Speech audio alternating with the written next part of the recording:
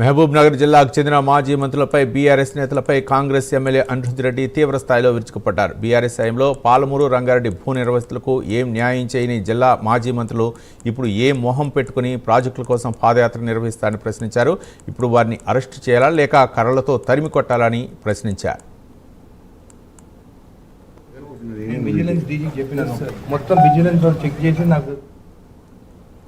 గత ప్రభుత్వ హయాంలో పాలమూరు రంగారెడ్డి ప్రాజెక్టు పూర్తి చేయకుండా కమిషన్ల కోసం కక్కుర్తిపడి పెండింగ్లో పెట్టారని అన్నారు. ఉద్దండాపూర్ రిజర్వాయర్ ప్రాజెక్టు భూ నిర్వాసితులు నాడు సీఎం కేసీఆర్ను కలవటానికి హైదరాబాద్ వస్తే అరెస్ట్ చేశారని గుర్తు చేశారు. అప్పుడు జిల్లాకు చెందిన లక్ష్మారెడ్డి, శ్రీనివాస్ గౌడ్లు ఏం చేశారని నిలదీశారు.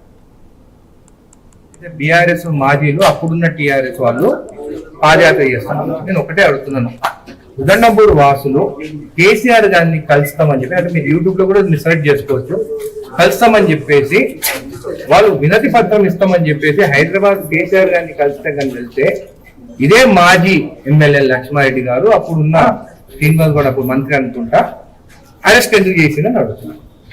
అంటే మీ హయాంలో ఎవరైనా పాదయాత్ర చేస్తేనేమో అరెస్ట్ చేస్తారు, మీరు ఇప్పుడేమో అంటే ఇప్పుడు ప్రజాస్వామ్యము ప్రజాపాలన కాంగ్రెస్ ప్రభుత్వం ఉంది, ఎట్లా ఏం చేయదు, ఎందుకంటే మీరు ప్రజల దిక్కు ఏది ఉన్నా కానీ కూడా ధర్నా చేసినా కానీ మేము ఏం అంటలేము, ఏదైనా ప్రజల సమస్య ఉంటే చెప్పండి అని చెప్తున్నాం. అంటే మేము ఏం చేస్తలేమని చెప్పేసి మేము పాదయాత్ర చేస్తాం, ఉదండపూర్ వస్తాం, ఏం ముఖం పెట్టుకొని మాజీ మంత్రులు ఇద్దరు ఉదండపూర్కి వస్తారని అడుగుతున్నాం. ఉదండపూర్ వాసులు ధర్నా చేస్తుంటే కట్టపైన కూర్చొని ధర్నా చేస్తుంటే మీరు ఏం చేస్తారా, మీరు రుణాలు రోజులు తీసుకోపోయి ఏమని చెప్తున్నారు, 10 రోజుల మీకు పైసలు ఇప్పిస్తాము, మీకు ప్లాట్లు ఇస్తామని చెప్పి చెప్పడం జరిగింది. మరి ఎక్కడ పోయినారా?